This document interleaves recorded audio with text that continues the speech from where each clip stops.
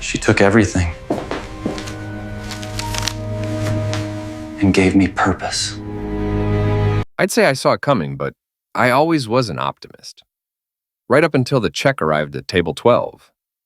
The restaurant was one of those trendy downtown places where they serve tiny portions on enormous plates and charge you $30 for the privilege of still being hungry afterward. All exposed brick and Edison bulbs, the kind of spot Elise loved because it made her feel sophisticated.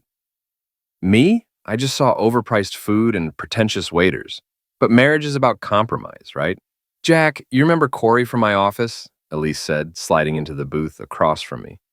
Her voice had that artificial brightness she used when she was up to something. He's the funny one I'm always telling you about. Corey Masters, 6'2" of fake charm wrapped in a flannel shirt that probably cost more than my work boots. He had that carefully cultivated working man look that rich kids buy at boutique stores, complete with artfully distressed jeans and hands that had never seen real calluses. Hey there, Jack. His handshake was firm enough to be aggressive, soft enough to confirm my suspicions about those manicured nails. Elise talks about you all the time. I'll bet she does, I thought, settling into my seat. The way she was looking at him, all bright eyes and leaning forward, told me everything I needed to know about what kind of talking she'd been doing. So what's the occasion? I asked, picking up the menu. Not every day my wife invites me to crash her work dinners. Oh, it's not a work thing, Corey laughed, and I noticed how Elise's cheeks flushed. Just friends hanging out. Gina's coming too. As if summoned by her name, Gina Martinez appeared at our table in a cloud of expensive perfume and clicking heels. Elise's best friend since college. A woman who treated life like an Instagram photo shoot and everyone else like potential props. Sorry I'm late, she announced, sliding in next to Corey. Traffic was absolutely insane.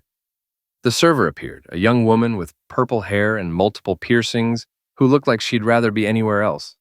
I knew the feeling. Can I start you folks off with some drinks? Bottle of the Pinot Grigio, Corey said without consulting anyone. The good stuff. I raised an eyebrow. The good stuff was $60 a bottle. On a mechanic's salary? Either Corey had won the lottery, or someone else was picking up his tab tonight.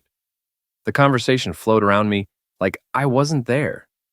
Corey dominated with stories about his weekend adventures, rock climbing in New Hampshire, craft beer tours, motorcycle rides through scenic back roads. The kind of spontaneous fun that apparently came naturally when you didn't have a mortgage and adult responsibilities. Remember that time we went to that little place in Vermont? Gina asked Elise, giggling. With the cute bartender? Which time? Elise laughed back, and I noticed she avoided my eyes. I'd been working 60-hour weeks for the past 3 months, trying to finish the Morrison renovation project on time and under budget. Weekends meant catching up on paperwork and dealing with suppliers. When was the last time Elise and I had gone anywhere together that wasn't the grocery store? Jack's been so busy with work lately, Elise said, finally acknowledging my existence. Tell them about that crazy client, honey.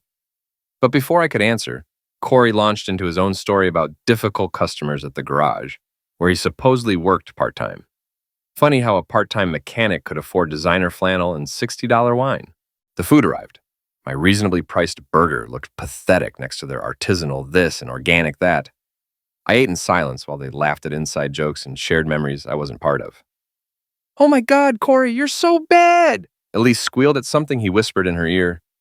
So bad. Right. I watched my wife of 5 years giggle like a teenager while another man leaned close enough to count her eyelashes. The wedding ring on her finger caught the Edison bulb light, throwing tiny rainbows across the table that nobody else seemed to notice. When the server brought the check, there was an awkward moment of wallet reaching and polite protesting. Corey made a show of trying to grab it, but his eyes found mine with a challenge that said, "Go ahead, prove what kind of man you are." $143. For 4 people to eat what amounted to expensive appetizers. I pulled out my credit card and did the math. My burger and 1 beer came to $28. I put 30 on the table and stood up. Where are you going? Elise asked, her voice sharp with embarrassment. Home, I said quietly. You folks enjoy the rest of your evening. The silence that followed me out was worth more than the $115 they'd have to split 3 ways. Outside, the October air was crisp and clean after the restaurant's cloying atmosphere. I walked the 6 blocks home instead of taking the bus, using the time to think. About the way Elise's hand had kept brushing Corey's arm. About how she'd dressed up for a casual dinner. The black dress I'd bought her for our anniversary. The perfume she saved for special occasions. About how she'd been working late more often, how she'd started going to the gym suddenly, how her phone had developed a password I didn't know. Our apartment was in one of those converted mill buildings that developers love to call industrial chic. High ceilings, exposed ductwork, and rent that took half my paycheck. I'd renovated most of it myself, turning the raw space into something that actually felt like home. I sat at the kitchen table and opened my laptop. My phone buzzed with a text from Nate, my old friend from the construction crew. Saw your wife at Murphy's last week with some guy. Thought you should know. Murphy's, the dive bar across town where Elise claimed she'd never set foot because it was too rough. I scrolled back through his previous messages and found the photos he'd sent. Elise and Corey in a corner booth, her hand on his thigh, his arm around her shoulders. Another shot of them leaving together, his hand on the small of her back in a way that spoke of familiarity. I forwarded the photos to the printer and made copies. Then I arranged them neatly on the kitchen table where Elise would see them when she came home. If she came home. At 11:30, I heard her key in the lock. She was trying to be quiet, probably hoping I'd be asleep. I stayed in the bedroom and listened to her moving around the kitchen, heard the sharp intake of breath when she found the photos. Jack? Her voice was small, uncertain. I came out and found her standing by the table, still in that black dress, holding one of the pictures with shaking hands. How long? I asked. It's not what you think. How long, Elise? She set the photo down carefully, like it might explode. 3 months. 3 months. Right around the time I'd started working those extra hours to pay for the vacation to Cabo she'd been planning. The vacation where she'd probably been planning to tell me she wanted a divorce after one last romantic getaway on my dime. I was going to tell you, she said, after the trip. I thought maybe we could work things out, but what? But you fell in love with a guy who wears $50 t-shirts and pretends to be blue-collar. Her face flushed. You don't understand. Corey makes me feel alive again. When was the last time we went anywhere together? When was the last time you made me laugh? When was the last time you gave me the chance? I walked to the closet and pulled out the suitcase I'd bought for our honeymoon. Pack. Jack, please. We can talk about this. Maybe counseling. Pack, I repeated. You've got until tomorrow morning. She stared at me like I'd grown a second head. You can't just throw me out. This is my home, too. I pulled out my phone and showed her the screen. Actually, I can. Lease is in my name. I've already called the landlord. It was a lie, but she didn't need to know that. Credit cards are canceled, joint account is frozen. You want to play house with Corey? Do it on his dime. The tears started then. Big dramatic sobs that might have worked on me 6 hours ago. Now they just sounded like a performance. The wedding was supposed to be next month, she whispered. All our friends, my family, should have thought of that before you started shopping for a replacement husband. I went to bed and listened to her moving around the apartment, opening drawers and closets, making phone calls in hushed tones. Around 3 in the morning, I heard the front door close. When I got up, she was gone. Half her clothes, her jewelry, and interestingly enough, my good watch and the emergency cash I kept in the bedroom safe. The woman I'd married would never have taken those things. Maybe I'd never really known her at all. 2 weeks later, I came back from the most depressing vacation of my life to find my apartment looking like a tornado had hosted a garage sale inside a blender. The front door was intact, lock undamaged, which explained why the cops had been so helpful when I called them from the hallway. No signs of forced entry, Officer Lyle had said, scratching his gray head. You sure you didn't just forget to clean up before you left? Sure, I always left my couch cushions slashed open and my television face down on the floor before going out of town. It was a new feng shui thing. My ex-wife has a key, I told him. Well, if she's on the lease, or has legal access, he'd shrugged in that universal cop way that meant not my problem, buddy. Now I stood in what used to be my living room, taking inventory. The TV was cracked, but not stolen. Too heavy to carry, probably. My laptop was gone, along with my tools, my grandfather's watch, and the signed baseball I'd had since I was 12. But it wasn't just theft. This was personal. Every photo of us together had been torn up and scattered like confetti. My clothes were cut up, not just tossed around. Someone had taken the time to pour what smelled like beer into my dresser drawers. And in the bedroom, they'd used a knife to carve loser into my headboard. Nothing says closure like a boot print on your pillow. I called in sick to work and spent the day documenting everything with my phone camera. Then I drove across town to the address Nate had given me for Lou Delaney, private investigator. Lou's office was exactly what you'd expect from a guy who'd been kicked off the police force for drinking and now made his living following cheating spouses. Second floor walk up above a Chinese restaurant, with a frosted glass door that said Delaney Investigations in gold letters that were peeling at the edges. Lou himself looked like he'd been carved out of old leather and cigarette smoke. 60-something with the kind of face that had seen everything and been disappointed by most of it. He was working on a crossword puzzle when I walked in, a cup of coffee going cold at his elbow. "You Jack Harlan?" he asked without looking up. "That's right. Nate said you might be coming by. Said your wife cleaned out your place while you were gone. Ex-wife. And yeah, she did." He finally looked at me, taking in my wrinkled shirt and the bags under my eyes. "You want her followed? Get pictures for the divorce?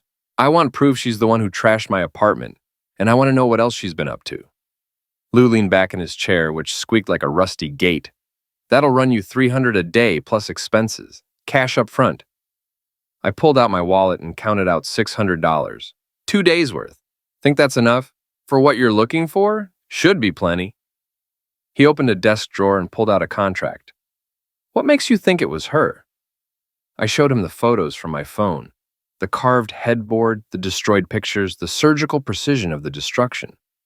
This wasn't random. Someone was angry. Angry enough to commit breaking and entering. That's a felony in this state. Only if you can prove it. Lou smiled, and it wasn't a pleasant expression. "Son, I spent 23 years on the force before they decided I had an attitude problem. I know how to prove things." He was right about the 2 days. On Thursday morning, Lou called me at work with an address. "Murphy's Bar, 2 o'clock. Come alone." Murphy's was the kind of place where the beer was cheap, the lighting was dim, and nobody asked questions about why you were drinking at 2 in the afternoon. Lou was at a corner table with a manila folder and what looked like his 4th cup of coffee. "Your ex-wife's boyfriend is quite the entrepreneur," he said without preamble. "Corey Masters, age 34, works part-time at Paulson's Auto Repair on the east side. Also tends bar at 3 different places around town, all cash jobs. Explains the expensive clothes. Gets better. He's got a side business buying and selling used electronics. Guess where he's been shopping lately?" Lou slid a receipt across the table. "Paulson's Pawn and Electronics. 1 laptop computer, Dell, sold for $250. The serial number matched the one I'd written down for my insurance paperwork. "That stupid son of a witch," I muttered. "Oh, it gets stupider." Lou opened the folder and pulled out a series of photographs. "These are from the security camera at your building. Parking garage, Tuesday night around 11 p.m. The photos were grainy but clear enough. Elise and Corey, both obviously drunk, stumbling toward the elevator. In one shot, you could see Corey carrying what looked like a crowbar. Crowbar was over-end," Lou said. "Your ex still had her key. But I guess they wanted to make sure they could get into anything that was locked." The next series of photos showed them leaving 3 hours later, carrying garbage bags and my laptop case. In the last shot, Elise was laughing at something Corey was saying, her head thrown back like she was having the time of her life. "You want copies?" Lou asked. "I want everything, photos, receipts, whatever else you've got." "There's more." He pulled out another set of photos. "Took these yesterday outside Corey's apartment. Seems your ex has moved in with him." The photos showed Elise coming out of a rundown duplex on the south side, wearing clothes I recognized from our closet. She looked different, harder somehow, like the suburban polish was wearing off. "Place is a real crap hole," Lou continued. "Corey's behind on rent, behind on his car payments, and from what I hear around the neighborhood, he's got a gambling problem. Your stuff probably went to pay off debts." I stared at the photos, feeling something cold settle in my chest. Not anger exactly, something more focused than that. "What else can you tell me about him?" "He's got a temper when he drinks. Neighbors have called in noise complaints. No arrests, but a couple of warnings. And he likes to run his mouth at the bars where he works. Tells stories about the rich witch he's shacking up with, how she left her loser husband for a real man." Rich witch. I wondered how Elise would feel about that particular endearment. "Lou, I need you to do one more thing for me." "What's that?" I need to know where he works tonight. Lou raised an eyebrow. You planning something stupid? I'm planning something smart. There's a difference. He studied my face for a long moment, then nodded. Corey's working at the Rusty Anchor tonight. Waterfront dive, mostly fishermen and dock workers. Not your usual crowd. Perfect. I paid Lou his fee, plus a bonus, and drove home to plan. The apartment still smelled like stale beer and destruction, but I had gotten used to it. I sat at my kitchen table with Lou's photos spread out in front of me and started making a list. Elise thought she knew me. Thought I was the kind of guy who'd roll over and take whatever she wanted to dish out. The kind of guy who'd pay for dinner and slink away when things got uncomfortable. She was about to learn how wrong she was. The Rusty Anchor smelled like fish, stale beer, and broken dreams. It was exactly the kind of place where a guy like Corey would feel at home. All neon beer signs and scarred wooden tables with a jukebox that hadn't been updated since the Clinton administration. I sat at the far end of the bar and nursed a beer while I watched Corey work. He was good at it. I had to give him that. Quick with the drinks, quicker with the jokes, and he had that easy charm that made people want to tip him well. The kind of guy who could sell you something you didn't need and make you thank him for it. Around 10 o'clock, he took his break and stepped outside for a smoke. I followed him into the alley behind the bar. Jack? He looked genuinely surprised to see me. What are you doing here? Having a drink. Nice place. Very authentic. He relaxed slightly, probably thinking I was just some pathetic ex-husband drowning my sorrows. Yeah, it's got character and... Look, about Elise. About Elise what? I know this is awkward, man, but she's happy. Happier than she's been in years. Maybe it's better this way, you know? Clean break. I nodded thoughtfully. You're probably right. By the way, nice laptop you sold to Paulson's Pawn. Hope you got a good price for it. The cigarette froze halfway to his mouth. I don't know what you're talking about. Dell Inspiron, serial number starting with JHD4. Ring any bells? His face went pale in the dim alley light. That was... Elise said you gave her that. Elise says a lot of things. Like how she's a rich witch who left her loser husband for a real man. Now he looked genuinely confused. I never said that. No, because that's what you've been telling people at Murphy's, and at O'Malley's, and at that sports bar on 5th Street. I stepped closer. Word gets around, Corey, especially when you're bragging about your conquest to anyone who will buy you a drink. Look, I'm sorry about the laptop. I'll pay you back. With what? Your gambling winnings? Or maybe you'll sell some more of my stuff. His confusion was shifting to anger now. Good. Angry people make mistakes. I don't have to listen to this crap, he said, dropping his cigarette and crushing it under his boot. You lost her, man. Deal with it. You're right, I said. I did lose her. But you know what? I'm starting to think that's not such a bad thing. I walked away, leaving him standing in the alley, phase 1 complete. The next morning, I called in another sick day and drove to Paulson's Auto Repair. It was a legitimate garage, the kind of place that actually fixed cars instead of just charging you for the privilege of looking at them. Corey's boss, Mike Paulson, was a straight shooter who'd been running the place for 20 years. Corey? Mike wiped his hands on a rag that had seen better decades. Yeah, he works here part-time. Why? He's been dating my ex-wife. I'm trying to get a sense of what kind of guy he is. Mike's expression shifted. Your ex, huh? Well, I can't say much about his personal life, but he's a decent mechanic when he shows up. Problem is, he's been showing up less and less lately. Money problems? Could be. He asked for an advance on his pay last week, and he's been making a lot of personal calls during work hours. I thanked Mike and drove across town to the storage unit I'd rented the day before. Inside were the tools I'd bought to replace the ones stolen from my apartment, plus a few specialized items that weren't exactly available at Home Depot. That night, I waited in the parking lot of Corey's apartment building until I saw his beat-up Civic pull out. Then I followed him to the Rusty Anchor and watched him go inside for his shift. His car was parked in the employee lot behind the bar, a rusted-out Honda that had seen better decades. The kind of car that barely ran on a good day. I popped the hood and got to work. Sawdust in the oil. Sugar in the gas tank was a myth, but sawdust would turn his engine oil into paste. The car would run for maybe 50 miles before seizing up completely. I also loosened a few key bolts and disconnected a brake line. Not enough to cause an accident, but enough to make the car undrivable. On the windshield, I left a note. Next time, keep your hands off what's not yours. A friend. Then I drove home and waited. The call came at 2 in the morning. Elise, crying and angry. "I know it was you," she said without preamble. "Hello to you too. What was me?" "Corey's car. Someone sabotaged it. It died on the way home from work and now it won't start." "That's terrible. Maybe he should have bought American."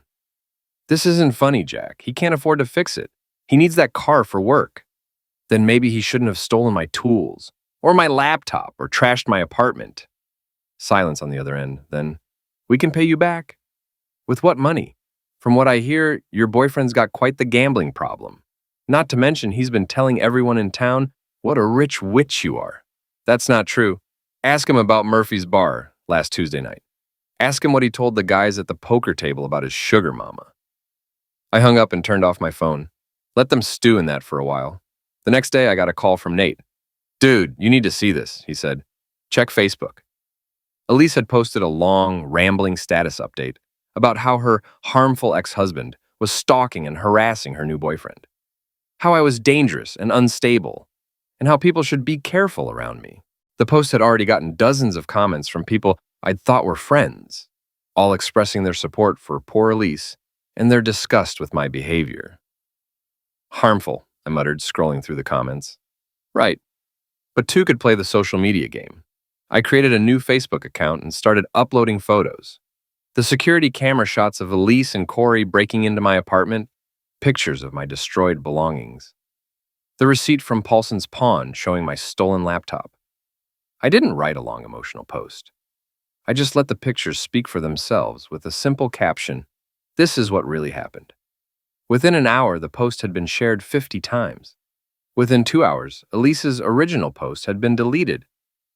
But the internet is forever and screenshots live on. My phone rang. Elise again. "Take it down," she said. Her voice was shaking with rage. "Take what down? You know what? Those pictures, they're taken out of context." What context would make breaking and entering okay? We didn't break in. I still had my key. Had, past tense, because I changed the locks after I threw you out. Another silence. Then, my parents saw those pictures. Good. Elise's parents were old-school Catholics who believed in the sanctity of marriage and the importance of personal responsibility.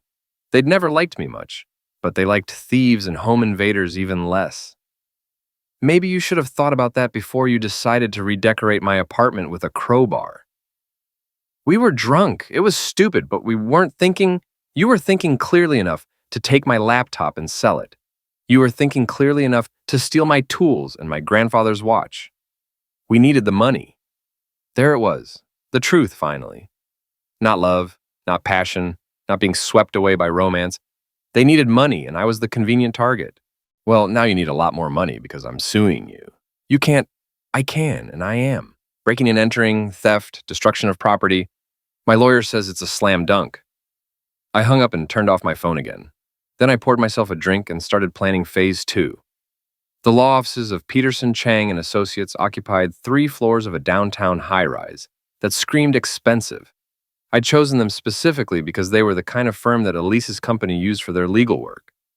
The kind of place where the lawyers wore $1,000 suits and billed by the minute.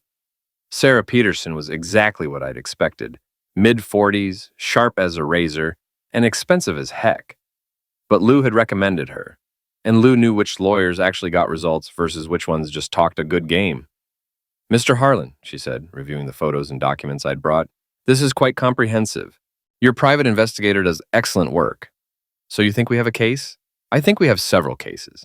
Breaking and entering, theft, destruction of property, possibly conspiracy." She leaned back in her leather chair. "The security camera footage alone is worth its weight in gold. Juries love visual evidence. What kind of damages are we talking about? For the stolen and destroyed property, maybe $8,000 in actual damages. But we can ask for punitive damages, legal fees, emotional distress." She smiled, and it wasn't entirely pleasant. "I'd say we start at $25,000 and see what they offer to settle." $25,000. More money than Corey made in a year, and probably more than Elise had in her savings account. "There's one more thing," I said. "I want to make sure her employer knows about this." Sarah raised an eyebrow. "That's unusual. Most people prefer to keep these matters private." Most people don't work in HR for a company that does background checks on all their employees. Now she smiled for real. Ah, I see. Yes, that could complicate her employment situation. Hypothetically speaking, if someone were to send these photos and police reports to her HR department, that would be perfectly legal, right? Hypothetically speaking, public records are public. Anyone can access them and share them as they see fit. I paid Sarah's retainer and walked out feeling lighter than I had in weeks. Then I drove to the police station and filed formal charges. Officer Lyle was the same cop who'd blown me off when I first reported the break-in. Now he looked at the security camera footage with a lot more interest. Well, I'll be surprised, he muttered. This changes things considerably. So you'll arrest them? I'll issue warrants. Breaking and entering, theft in the second degree, destruction of property. Your ex-wife's looking at possible jail time. And the boyfriend? Same charges, plus he's got priors for bar fights and drunk and disorderly. Judge won't be sympathetic. I left the police station and drove to the office building where Elise worked. Meridian Financial Services, 37th floor, corner office with a view of the harbor. The kind of place where image was everything and scandal was career devastation. I'd been there exactly once before, for their Christmas party 2 years ago. Elise had spent the whole evening introducing me to her colleagues as my husband the contractor, with just enough emphasis to make it clear she considered that a step down from her own position. The receptionist was a young woman with perfect makeup and a practiced smile. Can I help you? I need to speak with someone in human resources. It's regarding an employee conduct issue. One moment, please. She made a phone call, spoke in hushed tones, then hung up. Ms. Rodriguez will see you. 35th floor, suite 3510. Carmen Rodriguez was Elise's boss, the HR director who'd hired her 3 years ago. I'd met her at that Christmas party, a no-nonsense woman in her 50s who ran her department like a military operation. Mr. Harlan, she said, standing to shake my hand, I was sorry to hear about your divorce. Thank you. Actually, that's why I'm here. I handed her a manila envelope. There have been some legal developments that I thought the company should be aware of. She opened the envelope and spread the contents across her desk. The security camera photos, the police report, the pawn shop receipt. Her expression grew increasingly grim as she reviewed each document. These are quite serious allegations, she said finally. They're not allegations anymore. The police have issued arrest warrants. She looked up sharply. Arrest warrants? Breaking and entering, theft, destruction of property. The district attorney's office considers it an open and shut case. Carmen leaned back in her chair, processing this information. Mr. Harlan, I appreciate you bringing this to our attention. We take employee conduct very seriously, both on and off the job. I figured you should know before it hits the papers. Local news loves stories about white-collar criminals. That got her attention. The media knows about this? Not yet. But arrests are public record, and Elise isn't exactly a private person. She's been posting about it on social media. Carmen's jaw tightened. Meridian Financial handled pension funds and investment portfolios for some of the state's biggest companies. The last thing they needed was an HR executive making headlines for criminal behavior. Thank you for the heads up, she said. We'll handle this internally. I left the building and drove home, feeling like I just lit a very long fuse. Now all I had to do was wait for the explosion. It came sooner than expected. That evening, while I was heating up a frozen dinner and trying to decide what to watch on my replacement TV, my phone rang. Jack, please, you have to help me. Elise's voice was raw with panic. They fired me. They actually fired me. Who fired you? Meridian. Carmen called me into her office this afternoon and said they were terminating my employment effective immediately. They know about the arrest warrants. That's rough. Maybe Corey can support you while you look for a new job. Corey can't even support himself. His car is still broken, he's behind on rent, and now the police are looking for him. Sounds like you picked a real winner. This is all your fault. The panic was shifting to rage now. You destroyed my life. I destroyed your life. You're the one who broke into my apartment and stole my stuff. You're the one who cheated on me with a loser who brags about you at poker games. I'm just making sure there are consequences. We can work this out. I'll pay you back for everything. I'll do whatever you want. Just make this go away. It's too late for that. You made your choice when you decided to trash my apartment. Now you get to live with it. I hung up and turned off my phone. Then I opened a beer and settled in to watch the evening news. The story ran at 11 o'clock. Local HR executive arrested in domestic dispute. They used Elise's corporate headshot from the Meridian website, the one where she looked professional and competent. The contrast with her mugshot was striking. Corey's arrest had been less photogenic. They'd picked him up at the Rusty Anchor during his shift, let him out in handcuffs while his coworkers and customers watched. The local news loved that kind of drama. My phone buzzed with text messages from people I hadn't heard from in months. Old friends, former coworkers, even my ex-mother-in-law. Everyone wanted to know if I was okay, if I needed anything, if there was anything they could do to help. Funny how public vindication changed people's attitudes. I poured another beer and started planning the final phase. Because this wasn't over yet. Not by a long shot. 3 weeks later, I was sitting in Murphy's bar with Lou, celebrating the successful conclusion of our business relationship. The civil lawsuit had been settled out of court. Elise and Corey couldn't afford to fight it, and their public defenders had advised them to take the deal. $15,000 in damages, plus court costs and legal fees. They'd agreed to a payment plan that would keep them broke for the next 2 years. Not bad for a few days' work, Lou said, raising his beer. Your ex-wife picked the wrong guy to mess with. She always did underestimate people, I replied. Thought everyone was as shallow as she was. The criminal case had been more complicated. Elise had pled guilty to reduced charges and gotten probation plus community service. Corey, with his prior record, hadn't been so lucky. 6 months in county jail, followed by 2 years probation. But I wasn't done yet. My phone buzzed with a text from Nate. You need to see this. Murphy's back booth. I looked over and saw Gina Martinez sitting alone, nursing what looked like her third martini. She looked rough. Her usual perfect makeup was smudged, her designer clothes wrinkled, and her hands were shaking slightly as she lifted her glass. Excuse me, I told Lou and walked over to her table. Jack? She looked up with bleary eyes. What are you doing here? Having a drink with a friend? Mind if I sit? She gestured to the empty chair across from her. Free country. I sat down and studied her face. Gina had always been Elise's enabler, the friend who encouraged her worst impulses and provided alibis for her bad behavior. But she looked genuinely miserable now. Rough day? I asked. Rough month. She finished her martini and signaled the bartender for another. Lost my job, lost my apartment, lost most of my friends. What happened? She laughed bitterly. What happened is I backed the wrong horse. When all this crap with Elise came out, people started looking at me differently. Like maybe I knew what was going on and didn't say anything. Did you? Oh, heck, I helped plan it. The words came out in a rush, like she'd been holding them in for weeks. The whole thing was my idea. I told her she should take some of your stuff when she moved out, just to hurt you. Thought it would be funny. I kept my expression neutral. Funny how? You always acted so superior, like you were better than us. Responsible, Mr. Hardworking, Mr. Perfect Husband. I wanted to see you knock down a peg. Mission accomplished. Except it backfired. Elise went to jail, Corey's in jail, and now everyone thinks I'm some kind of criminal mastermind. She leaned forward, her voice dropping to a whisper. People are saying I put them up to it, that I was the brains behind the whole operation. Were you? I made a few suggestions, but I never told them to trash your place like that. That was all Corey's idea. He said you needed to be taught a lesson. The bartender brought her fresh martini. She took a large gulp before continuing. My boss found out I was involved and fired me, said I was a liability. My landlord heard about it and decided not to renew my lease. Even my own family won't talk to me. That's rough, I said, and meant it. Whatever Gina's faults, she was paying a heavy price for her loyalty to Elise.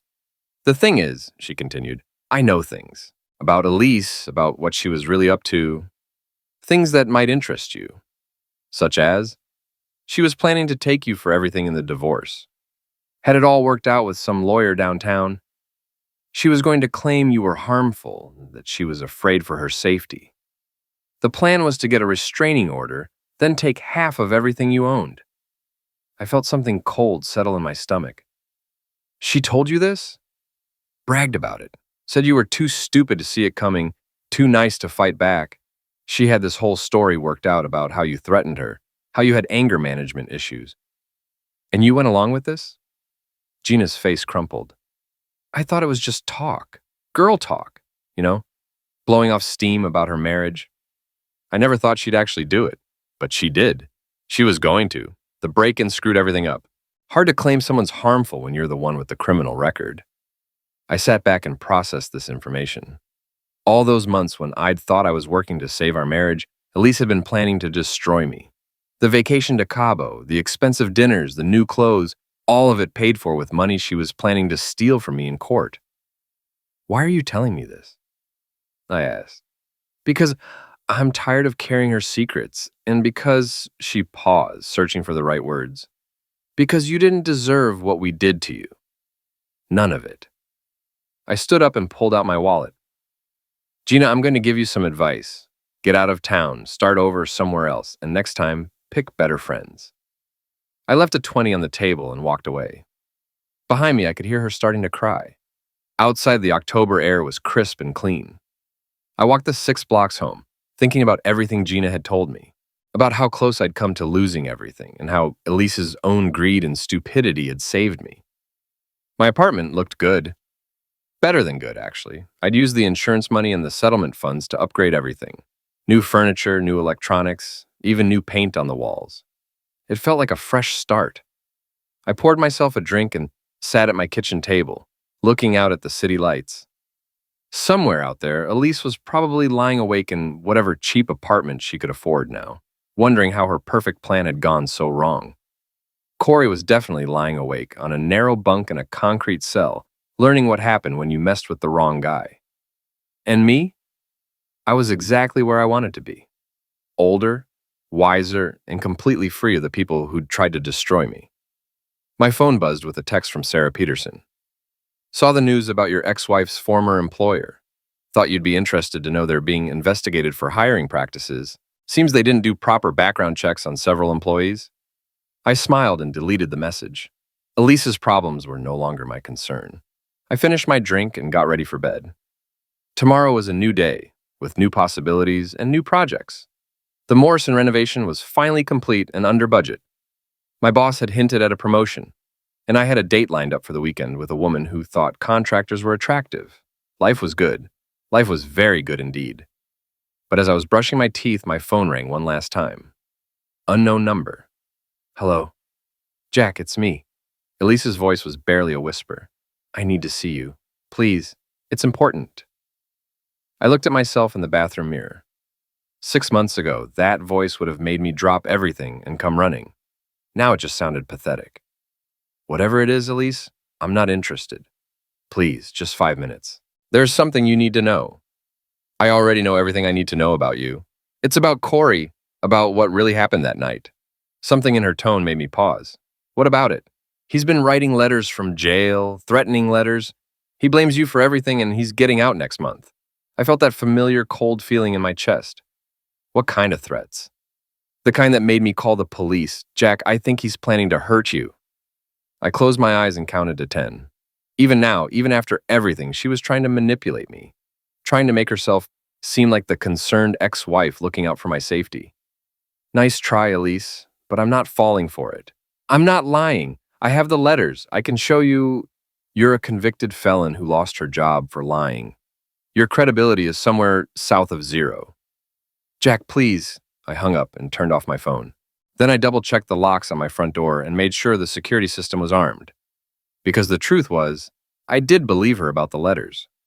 Corey was exactly the type to blame everyone else for his problems. And he'd had 6 months in jail to work up a good head of steam about the man who destroyed his life. But I'd been expecting this, planning for it even. I walked to my bedroom closet and moved aside the clothes hanging in the back. Behind them was a small safe, the kind they sold at office supply stores for important documents. I opened it and pulled out a manila folder. Inside were copies of every document from my case against Elise and Corey. Photos, police reports, court records, everything. But there were also some additional items that hadn't been part of the official record. Like the photos Lou had taken of Corey's other activities. The illegal poker games. The pills deals. The stolen car parts he'd been selling through his connections at the garage. Information that could add years to his sentence if it found its way to the right people. I'd been saving it as insurance, in case Corey decided to cause trouble when he got out of jail. Looks like that time had come. I picked up my phone and dialed a familiar number. Lou, it's Jack. I need you to make some calls. The block party was Nate's idea. You need to get back out there, he'd said. Meet some people, have some fun. Show the neighborhood you're not hiding. The annual Riverside District block party was exactly the kind of community event I'd normally avoid. Too many people, too much small talk, too much forced cheerfulness. But Nate was right. I'd been keeping a low profile for months, and it was time to reclaim my life. The street was closed to traffic from 5th to 7th, with tables set up down the middle and a small stage at one end where a local band was playing covers of songs that had been popular 20 years ago. Kids ran between the tables with balloons and face paint while their parents nursed beers and gossiped about their neighbors. I was manning the beer station with Nate, selling cans for $2 each to raise money for the community center, when I saw them. Elise and Corey walking down the street like they owned it. She was wearing a sundress I'd never seen before, probably bought with money from pawning more of my stuff. He was in his usual uniform of expensive casual wear, though it looked cheaper now somehow. Prison had not been kind to him. He was thinner, paler, with the kind of nervous energy that came from too much time in a small space with dangerous people. Well, crap, Nate muttered. What are they doing here? Making a statement, I replied. Showing everyone they're not ashamed. They made their way through the crowd, stopping to chat with people I recognized from the neighborhood. Elise was working her charm, playing the role of the wronged woman who'd made some mistakes, but was trying to get her life back together. Corey mostly stayed quiet, but I could see the tension in his shoulders, the way his eyes kept scanning the crowd, looking for me. They found me at the beer station. Elise approached first, her smile bright and artificial. Jack, I didn't expect to see you here. It's my neighborhood, I replied. I live here. Of course. How are you? You look good. I'm doing great. Thanks for asking. Corey stepped up beside her, trying to look casual, but failing.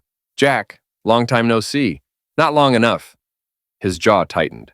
Look, I know we had our differences, but that's all in the past now. Maybe it's time to let bygones be bygones. Bygones? I laughed. Is that what we're calling breaking and entering now? That was a mistake. We were drunk, we weren't thinking clearly. You were thinking clearly enough to sell my laptop. Thinking clearly enough to destroy everything in my apartment that couldn't be pawned. People were starting to notice our conversation. A small crowd was gathering, pretending to look at the craft booths while actually listening to every word. We paid for that, Elise said quickly. The settlement was for the stuff you stole. What about the photos you destroyed? My grandfather's letters? The things that can't be replaced? Corey stepped closer and I could smell alcohol on his breath. Day drinking was apparently his new hobby. You want to do this here? He said quietly. In front of all these people? I'm not doing anything. You're the ones who came over here. We came over here to try to make peace, to put this whole thing behind us. The thing is already behind me. You two are the ones who can't move on. Elise's mask was starting to slip. We can't move on because you destroyed our lives. I lost my job, my apartment, my reputation. You lost those things because you're a thief and a liar. I just made sure people knew about it. You vindictive bastard, Corey snarled. You couldn't stand that she chose me over you, so you had to ruin everything. She chose you? I looked at Elise, who was staring at the ground. Is that what you told him? That you chose him? I did choose him, she said, but her voice lacked conviction. You chose him after I threw you out for cheating. You chose him after I canceled our vacation and froze our bank accounts. Some choice. The crowd was growing larger now. I could see phones being pulled out, people starting to record. In the social media age, public confrontations were entertainment. You want to know what really happened? I said, loud enough for everyone to hear. My wife was cheating on me with this guy. When I found out, I told her to leave. So they broke into my apartment, trashed the place, and stole everything they could carry. Then they tried to sell it to pay off his gambling debts. That's not true, Elise protested, but her voice was shaking. It's all public record. Court documents, police reports, security camera footage. Google it. Corey was getting angrier, his face flushed with alcohol and embarrassment. You think you're so smart, don't you? Think you won? I know I won. We'll see about that. He lunged at me then, throwing a wild haymaker that would have connected if I hadn't been expecting it. I stepped aside and let his momentum carry him past me, then stuck out my foot. He went down hard, landing face first on the asphalt. The crowd gasped and pressed closer. Someone was definitely filming this. Corey rolled over, red streaks streaming from his nose. "You son of a witch!" He tried to get up, but his legs were unsteady. Prison and alcohol didn't make for good coordination. "Stay down," I advised. "You're embarrassing yourself." "I'll end you," he slurred. I'll really end you." That got Officer Lyle's attention. He'd been working security for the block party, keeping an eye on things from the edge of the crowd. Now he pushed through the people and stood over Corey. "What's going on here?" "He attacked me," I said calmly, "in front of about 50 witnesses." Lyle looked around at the crowd, saw the phones recording, and sighed. "That right, folks? Anyone see what happened?" A chorus of voices confirmed my story. Corey had thrown the first punch. I'd defended myself. He'd fallen down. Simple as that. "Corey Masters," Lyle said, recognizing him. "Thought you were supposed to be staying out of trouble." "He provoked me," Corey mumbled, trying to sit up. "By standing behind a table selling beer? That's provoking now?" Elise knelt beside Corey, trying to help him to his feet. "Please, officer, he's been drinking." "He didn't mean anything.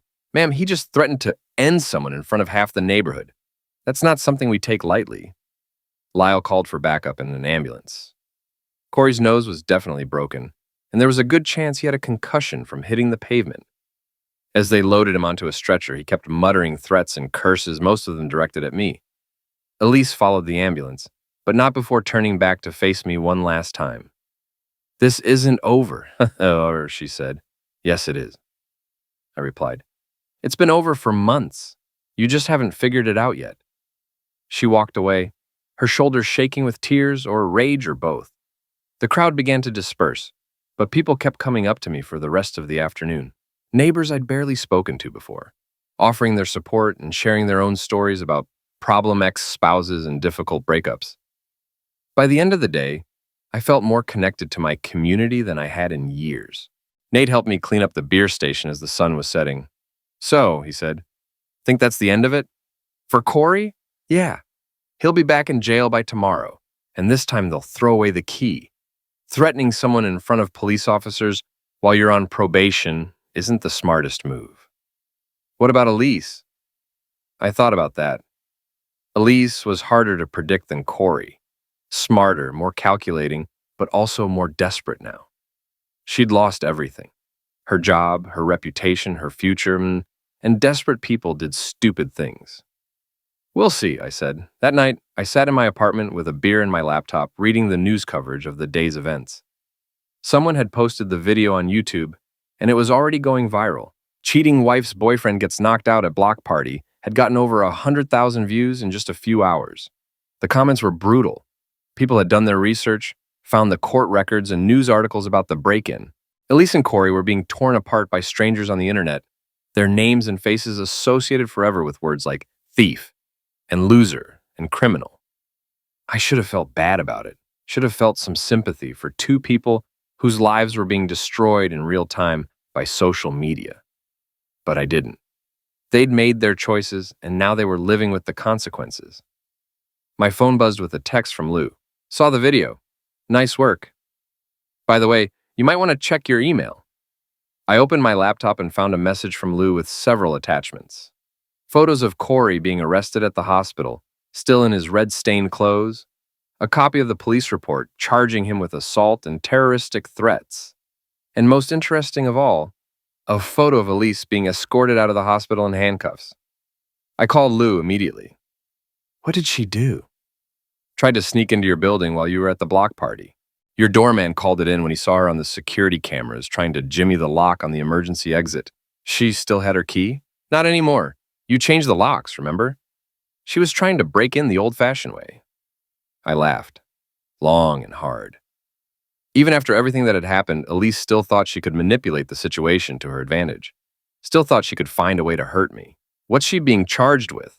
Attempted breaking and entering, violation of the restraining order you filed last month, and possession of burglary tools? She had a whole kit with her. Lockpicks, crowbar, glass cutter. This wasn't some spur of the moment thing. How long will she get? With her record, 2 to 5 years minimum. And that's if she pleads guilty. If she tries to fight it, could be longer. I hung up and walked to my window, looking out at the city lights. Somewhere out there, Elise was sitting in a jail cell, probably wondering how her life had gone so wrong so fast. Tomorrow, she'd call a lawyer and try to figure out how to minimize the damage.